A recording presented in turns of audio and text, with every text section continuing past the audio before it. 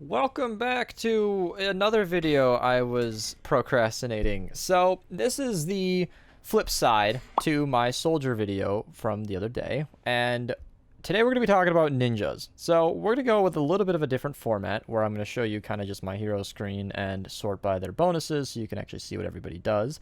I think this will be a bit more cleaner. And I'm going to get it out of the way right away that today's focus will be melee weapons. And the reason being, ninjas are predominantly melee characters. Their whole bonus is to make melees do more damage for the most part. There is, as far as I'm aware, exactly one ninja who actually buffs all damage besides melee. Every other ninja that I'm aware of buffs either their abilities, like throwing stars or, your melee hits, or pistol damage and sword damage, and that is very specific to pirates. I'm not going to get at all into the pirate stuff. They all have their own team perk. They're a whole set. They go together in a very specific way. There's another pirate that increases your pistol damage from sword damage, the opposite to this one, but that's their whole thing. I'm not even going to get into that. So today we're going to be focused on doing more melee damage with your ninjas, and I'm going to start off with the only two commanders that I think are really even worth talking about. And first one, we're going to give a little bit of homage to our girl Assassin Sarah, because if I had made this video 2 or 3 weeks ago before Paleo Luna came out, I would have been talking about her. And as far as I'm concerned, she is still a great hero. So I actually prefer her in the lead. Well, I should say I actually prefer her abilities. I think Dragon Slash is far more useful than Crescent Kick. I think Smoke Bomb is one of the best ninja perks that you can get. And Throwing Stars are a great little thing that give you range.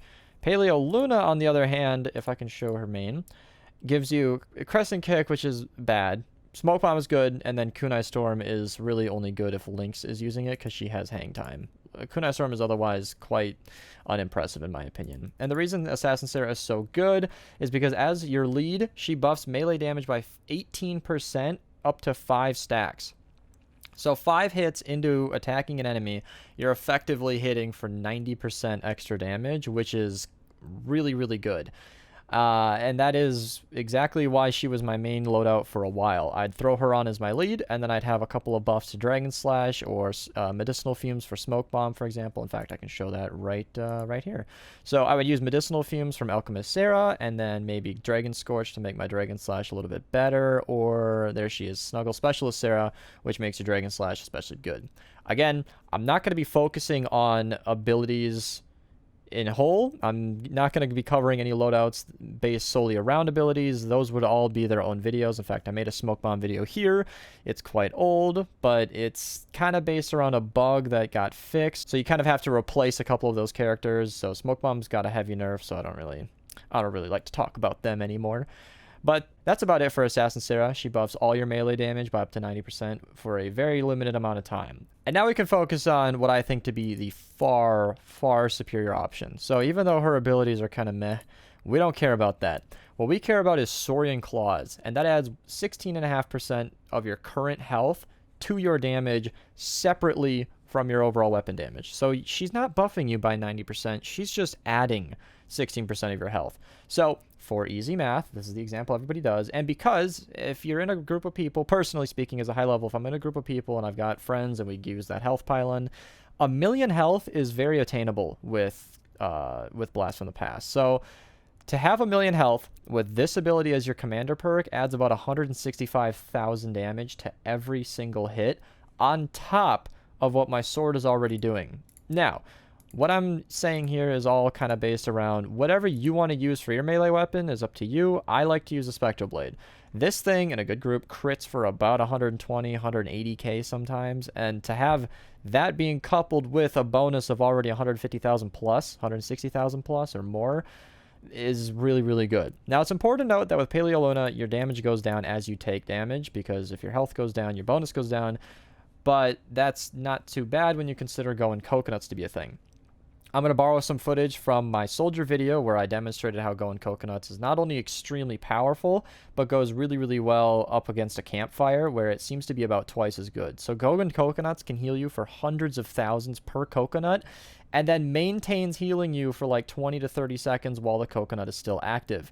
If you have this in your loadout and you dedicate one of your main, 3 weapon slots to a coconut, and then you loot around enough to find it, you will basically never ever die so long as you're kind of up to date with keeping yourself healed. So now that we've basically just talked about your main 2 commanders and we've gotten those out of the way, let's start talking about bonuses. Now, I was going to go back to my screen here and show you the rest of the other options, but there are pretty much 2 that I like to think about. And Assassination is from Assassin Sarah and is basically just her support perk, and instead it stacks to 4.5% up to 5 times, which is in my head 24.5%, almost 25% damage buff. The math on screen will correct me if I'm wrong, and that's pretty good, but again, it takes 5 hits to do that, and then it only lasts for 5 seconds, so it basically requires us a little bit of setup. And then the bonus really isn't that much. 20% isn't too insane.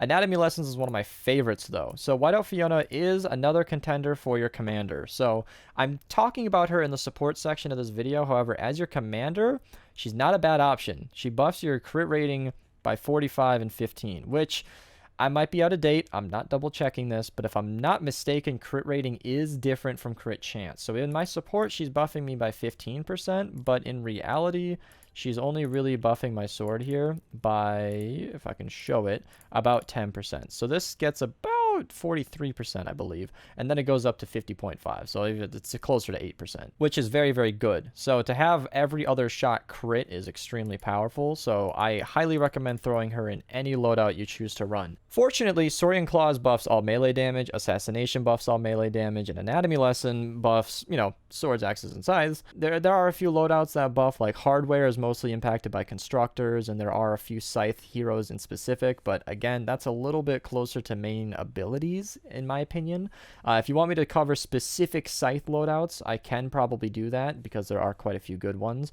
However, I'm going to move on with this loadout. And to get Blast from the Past active, you're going to want Saurian Hide and Saurian Focus. My reasoning being, Saurian Might helps you not at all when you are running a melee loadout, because he buffs ranged weapons that you're not using, and that's it. That's your only other option. We are using every other dino hero in this loadout as of making this video. If they're going to add more, I don't know, but as of making this video as well, the Saurian Focus is bugged. So 4 energy per second in your support is quite good, but he's giving you 12 as his commander perk in your support.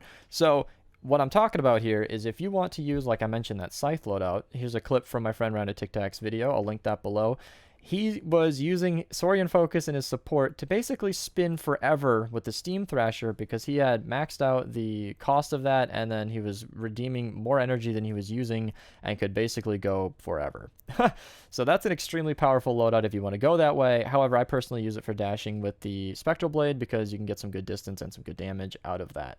So, yeah, you can't really go wrong with this loadout here. There are a lot of really good options, but I think this is hands down my personal favorite, maybe even the best. I threw an Assassination here basically just for the video, because I wanted to show you kind of the optimal DPS. However, I can't really think of too many options that would be better. I do, yeah, so the first time I recorded this, I completely forgot that Swordmaster Ken was a thing. I don't know that too many of you guys are going to have him, but should you have acquired him the first and only time he ever came to the game, Swordmaster Ken actually has a great support perk where in Shadow Stance, which activates every time you get a kill, it increases your sword damage by 25%. So if you're running swords and you have him, that's a very decent support perk to have. Obviously, his lead is pretty bad, because this gives you a 15% less bonus than Assassin Sarah only after a kill for a short time. So he's not an insanely good hero. He's definitely, in my opinion, not worth the recruitment cost. However, if you do have him, he is something to consider. If you wanted to just buff, say, like your health, you could do Medicinal Fumes, or if you wanted to buff your mobility, you could go back to Fleet. Again, this is referring from my Soldier Loadout video. If you haven't seen that, then you might not have heard this, but I like to balance damage, health, and movement. So obviously, we've got a ton of damage and a ton of health from our main support commander and our team perk. Health and damage are covered. So long as you've got going coconuts, you're never going to have to worry about health. And obviously this lead does so much damage, we don't even know what to do with it. So if you run fleet on this and or use the Baron as your secondary with the triple movement speed, you will be flying. You'll be going quite quick, so you won't have to worry about anything at all. So it kind of opens up an extra spot, which is cool to have. You might want to add Corrosive Strikes, which actually applies 30% snare and affliction, which deals a bunch of extra damage. However, that's not really that much extra damage, and it's not really that big of a deal. If they patch Fossil Southie, then you might want to consider melee weapons granting a little bit of extra energy. However, if you're going to go energy route, I would highly recommend using Fallen Love Ranger Jonesy, because he actually gives you more energy than she does, and his commander perk is still affecting his standard perk as far as I'm aware. So another bugged hero doing lots of good things for us. And then, of course, you could buff your Kunai Storm a little bit. That's totally up to you. I'd show the egg guy from the event, but I never actually ended up getting him. So there are plenty of different options that you can do for melee. I think, honestly, it's one of the easier topics because this commander and this team perk is all you need. So something I wanted to throw in here is the fact that this whole loadout is based around Blast from the Past and Paleo Luna. However, if you wanted to go with Assassin Sarah as your lead, because Paleo Luna kind of depends on your health being buffed, Soaring Mantis is by far my favorite team perk for ninjas.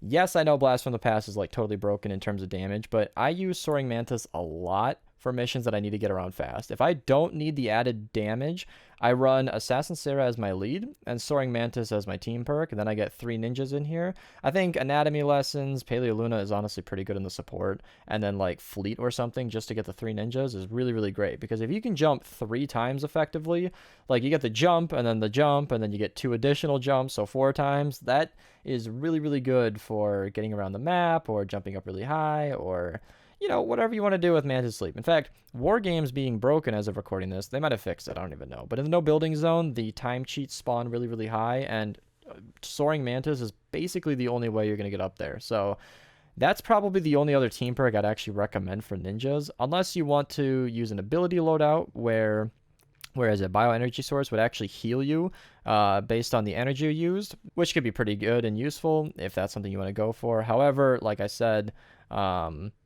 Blast from the Past is pretty broken, because even though Shadow Sands regenerates your shield, who needs it? So yeah, hopefully you guys enjoyed. Hopefully you guys learned something. Hopefully you guys now know what you need to know to make a good melee loadout. If you guys want me to cover any more videos on ninjas, just let me know. There are a lot of things to talk about. There are lots of cool abilities. Honestly, personally, I think the abilities for the ninjas are some of the most interesting in the entire game, and I'd be down to cover, Dragon Slash or Smoke Bombs again in the future. So hope you guys enjoyed, and thanks for watching. And if you guys really enjoyed this video, you guys should become a Patreon. These guys pledge $5 or more a month, and so I show them at the end of my screens here, because they're awesome, and thank you.